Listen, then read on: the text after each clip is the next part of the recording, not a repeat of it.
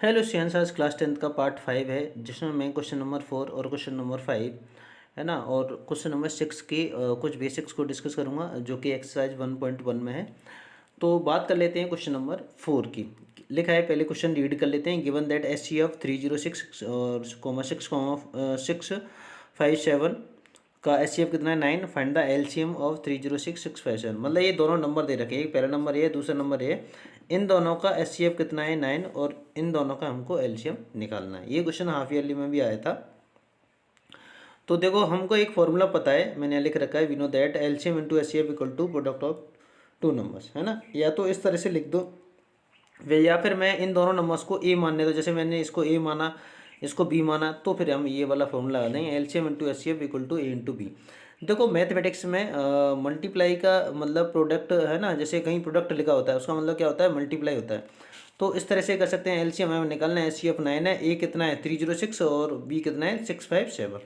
तो ये मैंने सीधा सीधा कर लिया है।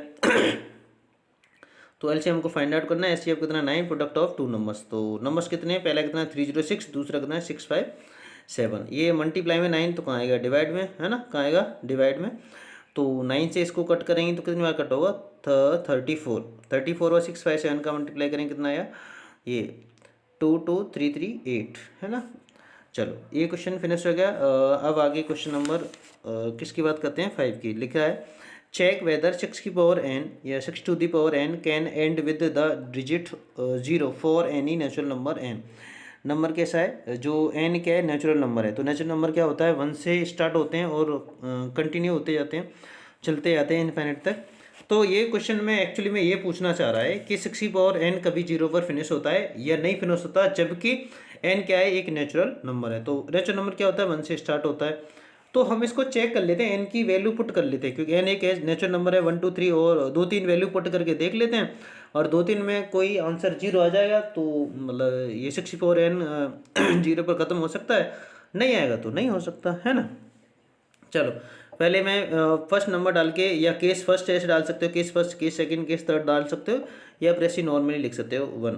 तो मैंने फर्स्ट वन डाला, पुट एन इक्वल टू 1। मैं चेक करता हूँ 1 पर हो रहा है नहीं हो रहा। तो क्वेश्चन 64n था, 64 1, इसका मतलब 0 पर नहीं खत्म हो रहा, तो मैंने यहाँ पर क्रॉस लगा दिया, नहीं हो रहा।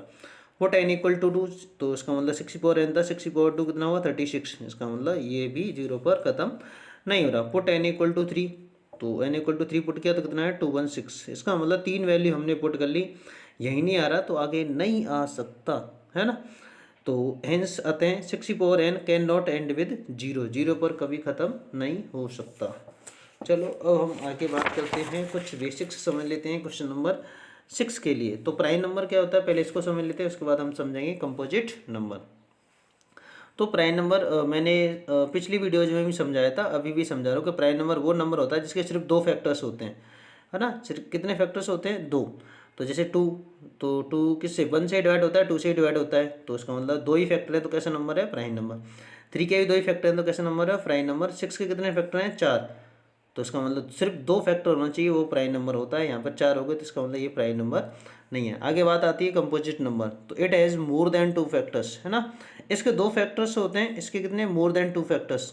जिसके 2 से ज़्यादा फैक्टर्स होते हैं उसको हम क्या कहते हैं, कंपोजिट नंबर। तो जैसे ये इसके 2 फैक्टर हैं, इसका मतलब कंपोजिट नंबर नहीं है, कैसा नंबर है, प्राइम नंबर। अब आते हैं 4, इसके 2 से ज़्यादा फैक्टर हैं तो कंपोजिट नंबर है, इसके भी 2 से ज़्यादा फैक्टर हैं तो ये भी कैसा नंबर है, कंपोजिट नंबर। तो आपको ये सारी बातें समझ आई, प्राइम नंबर एंड क्या, कंपोजिट नंबर। तो देखो, आज नया साल स्टार्ट होता है 2024, तो आप अच्छी तरह से पढ़ाई कीजिए। आई होप आपका ये साल पिछले साल से बहुत अच्छा जाएगा। And happy new year to all the students, thank you.